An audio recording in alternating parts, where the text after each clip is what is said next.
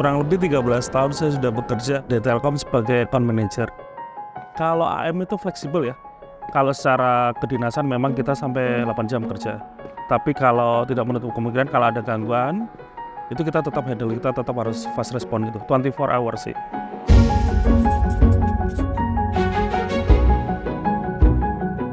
Saat ini saya memegang beberapa pelanggan logistik ya. Yang saya lihat tantangannya itu masih dilakukan secara manual.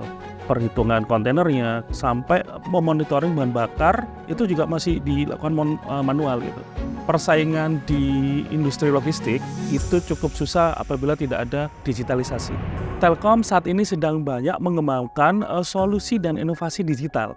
Tujuannya adalah mewujudkan bangsa yang sejahtera, memiliki daya saing, dan memberikan nilai tambah bagi pemangku kepentingan lewat digitalisasi.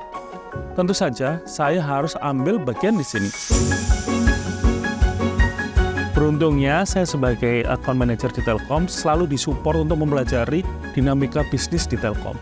Sehingga kita bisa mengikuti perkembangan zaman dan nantinya kita akan memberikan layanan yang terbaik untuk pelanggan.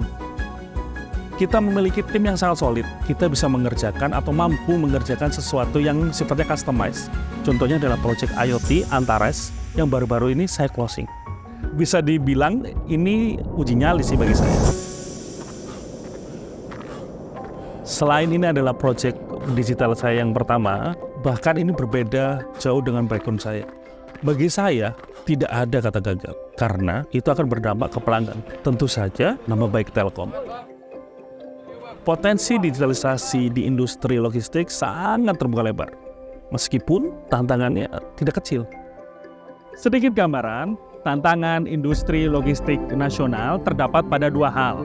Yang pertama, terkait regulasi. Yang kedua, tracking kontainer, yaitu bagaimana kita bisa melacak posisi kontainer. Nah, dengan kondisi seperti ini, maka timbul kebutuhan akan solusi untuk melacak kontainer yang lebih efektif. Solusi tersebut kini sudah hadir di Telkom, IoT LoRa dari Antares.